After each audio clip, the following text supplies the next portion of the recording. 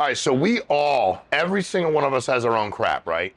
The goal is to bury it and move on temporarily. Stay with me, right? My name is Sean Mike, and I appreciate you watching this. What I mean by that is I was a social worker in college my freshman year, and I remember this professor stood up, and he was talking, and this girl said, you have to understand something. Right now, I'm going through these things. And they were legitimate college concerns. Like, seriously, they were legit. I get it. She had stuff going on, and he looked at her, and he said, let me give you some phenomenal therapeutic advice.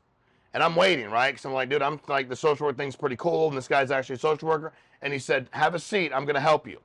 Get over it. And I just stopped. And he said, wait a minute. I'll say it a few more times. Get over it. And then he started to explain and elaborate. He was actually one of my favorite professors I ever had. And he started talking about the fact that I'm not saying you don't have stuff to deal with. But let's take any situation in your life.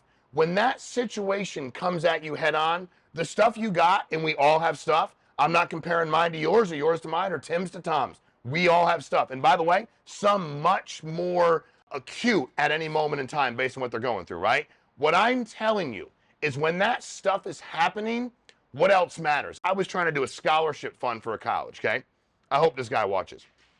And I literally went into the college, and I was dressed like this because I like to dress, t-shirt, shorts, sneakers. And I said, listen, man, I want to develop a scholarship fund for $100,000 for kids that are at need, because I was at need financially. My mom, she didn't have much money going through college. So I was at need, so I wanted to redevelop the fund, right? So I do this whole thing with the guy, meet with him for a couple hours. He talks about all the stuff that's going on in my life, and then I leave. And a month later, he sends an email accidentally, okay, to my administrative assistant. And it's my evaluation. I didn't even know they did this. He evaluated me and I guess my ability to actually donate money. And he went through this whole evaluation. The first thing he said was he thought I was a decent guy. He had a good time talking to me. I was an alumni. But he said, he basically said, Sean, in quotes, is more hat than cattle, which I didn't know is some rancher term for a guy that's basically full of shit. I didn't know that. I learned that. I actually Googled it because I didn't know. I was like, what does that mean? I know he's making fun of me. And then he started breaking down why.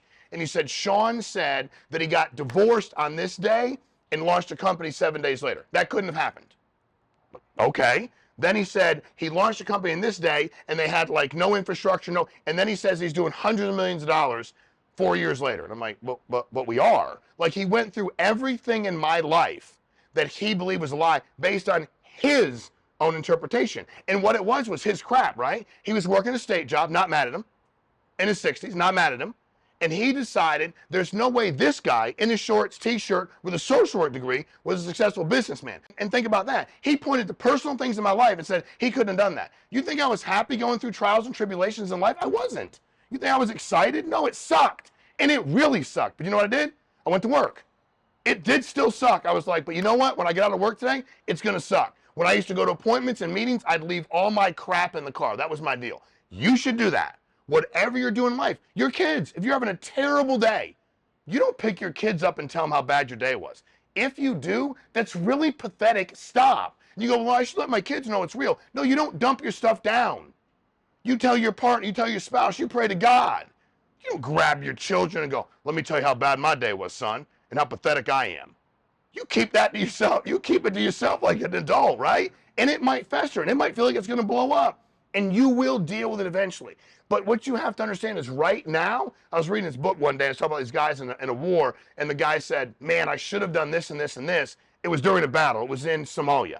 And the other guy looked at him, he's like, listen, man, there's going to be plenty of time to think about that stuff afterwards. Right now, we got to get guys out alive. Sometimes in your life, you just need to get out emotionally alive, physically alive. So I got it that you have crap. I have plenty of it. The people that say they don't have crap are sociopaths. They're lying. They have their own crap. Thank God you're not them, because they think they're perfect. You know, when people go, well, I'm a perfectionist. No, you're a liar and you're a sociopath. You have crap just like us. Your crap is unique. It is yours. We all have it, but there's times you need to ball it up, put it somewhere, handle your business, and then it'll still be there. Go talk to somebody. Do what you got to do, but you have to own your stuff and put it somewhere for a minute. You don't have to perseverate on it every day. And I'll leave you with this. If you're thinking about something that you can't control, you're in a relationship and you're not happy about it, and that person leaves you, okay? If you can't do anything about it, why would you think about it? Okay, I had a business deal and it fell apart. Okay, is it over? Is there anything you can do to salvage it? Absolutely not. Got it. I've been sober for X amount of years and I had a relapse. Okay, what can you do about it?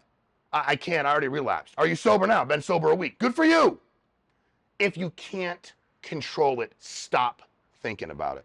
I hope this helps. Again, please, I promise you, I can teach you stuff and show you stuff that don't cost $1. I've screwed more stuff than these other guys up. They won't tell you what they screwed up, and they don't know a lot, and stop paying them for content because they're stealing your money. It's larceny. They should stop taking your money.